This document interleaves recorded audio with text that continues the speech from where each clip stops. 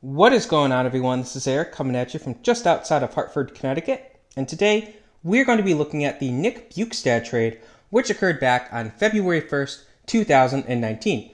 Now, this trade was mentioned in the previously discussed Marc-Andre Fleury trade, so if you are curious, that would be linked in the description below. But this trade was between the Pittsburgh Penguins and the Florida Panthers, and saw Pittsburgh acquire a pair of players from Florida in exchange for 5 assets. So how did this trade work out? Let's start by discussing the Pittsburgh Penguins. So the first player that they got is the aforementioned center, Nick Bjugstad. And Bjugstad had a decent half year in the 18-19 season, scoring 9 goals over 32 games. Now, his 19-20 season wasn't as good. He had a single goal with a single assist across 13 games before a back injury ended his season. Now, he would get traded to the Minnesota Wild in exchange for a conditional 2021 7th round pick. Now, as far as I can tell, this condition was not met as it was based on playing time, so unfortunately, Pittsburgh got nothing for him. I mean, it's always possible that in 2022 they'll get something for him because Bjugstad did re-sign with Minnesota, but we will see. Now, Pittsburgh also got center Jared McCann in this trade from Florida. And McCann proved to be a solid goal scorer over 2.5 years in Pittsburgh. He would score 39 goals, go with 45 assists over 141 games. Now, he was traded after the 2021 season to the Toronto Maple Leafs in exchange for a pair of assets. The first one is center Philip Hallander.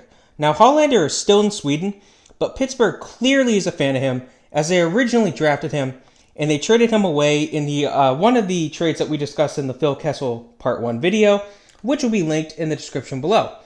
But like I said, he's currently in Sweden, so they've yet to see him stateside. Now, they also got a 2023 7th round pick, so we will see what happens. This trade is still ongoing for Pittsburgh. So now we have the Florida Panthers to look at. And the Panthers got 5 assets in this trade. The first one we'll look at is center Derek Brassard.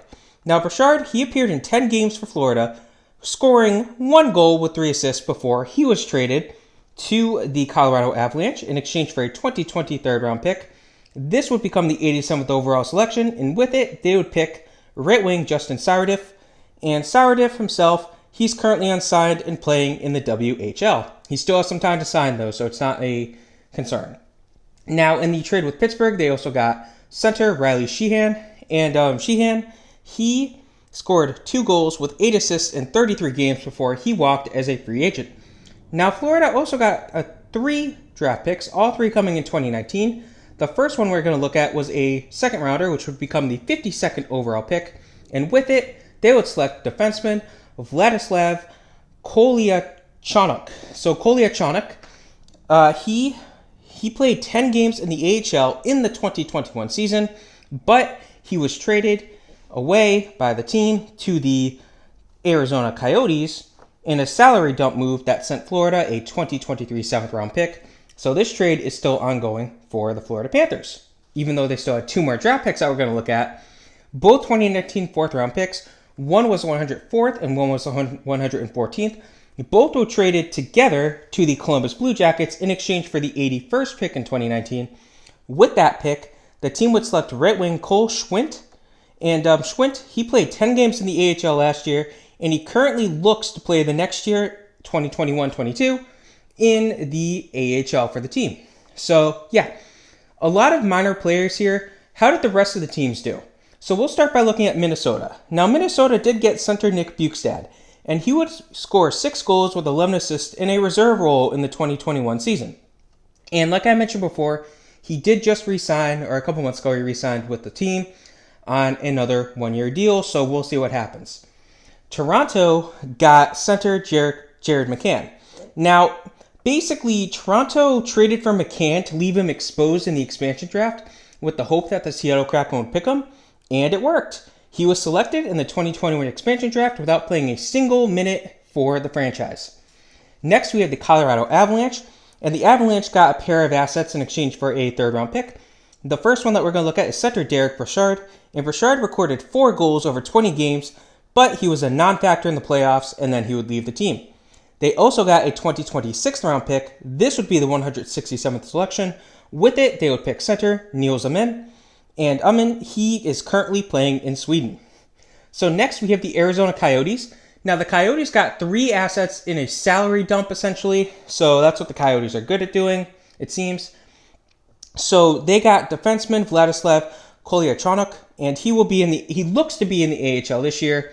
I mean, if all else fails, he'll probably end up going to the KHL if he doesn't make it to the NHL soon. Now, the player that they got in question, the salary dump player, was defenseman Anton Strawman. And Strawman looks like he's going to be a bottom 4 defenseman, probably like the third pairing defenseman, maybe a healthy scratch a couple times in the year. So don't expect much from him. They also got a 2024 second round pick. So, of course, way in the future, this trade is still ongoing for Arizona. The last team we're going to look at is the Columbus Blue Jackets, who got a pair of picks in 2019. Now, the first one was the 104th pick. With it, they would select defenseman Eric Hudworth, and he is currently unsigned in Sweden, but he still has 1 year left to sign a deal.